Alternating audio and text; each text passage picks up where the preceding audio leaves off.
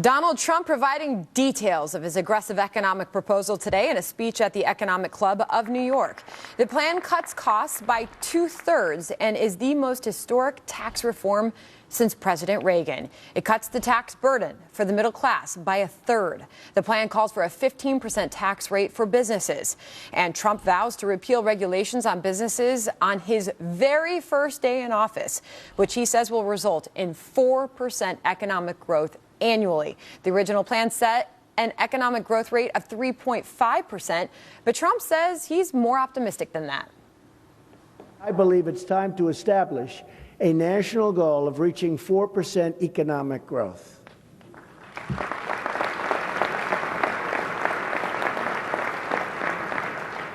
And my great economists don't want me to say this, but I think we can do better than that. Stephen Moore is an economic advisor to Donald Trump and a Fox News contributor. Stephen, you are one of those economists. Can he achieve 4% growth? He went on his own there.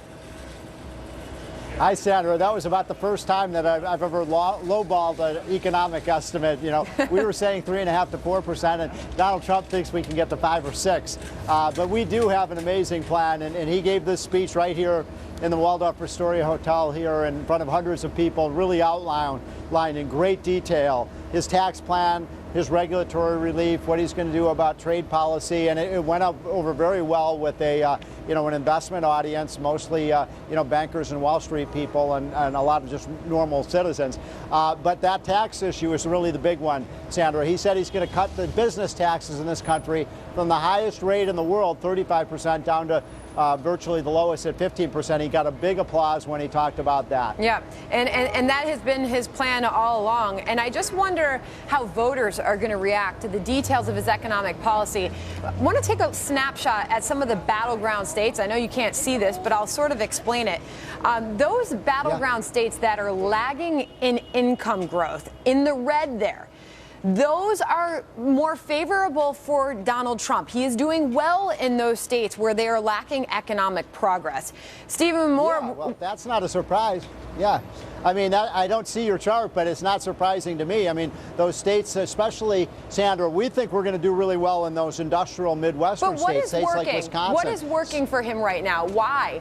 They're obviously getting the message and they like it. What about Donald Trump's plan? Do people who are struggling, what are they biting into? Well, two things, Sandra.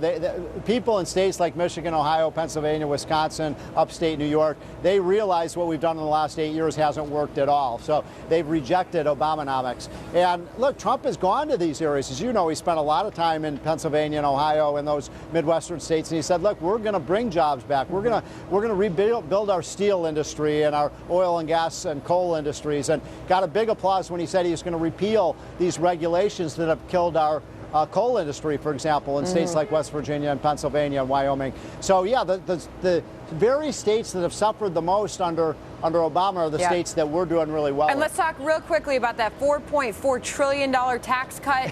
Can he pay for it? Yeah. Well, a couple things on that, Sandra. It's 4.4, but as Donald Trump said very emphatically today, we believe it's only about $2.5 trillion because we're going to grow the economy. When you get more people working and more people off welfare, you reduce the deficit. But we're going to close a lot of the loopholes in the tax system, and people like that idea. And we're going to cut spending. For goodness sakes, we haven't cut government spending in Washington for 30 years. And Donald Trump said, look, he turned to a lot of the businessmen in that room and said, you can cut 2 or 3 or 4% out of your budgets when you run a business. Why can't government do it? And it was a big applause line for him. Well, you're obviously very excited about it. It was a room filled with people there at the Waldorf. You just walked out of there, came to our camera. Thanks for doing it. Steve Moore.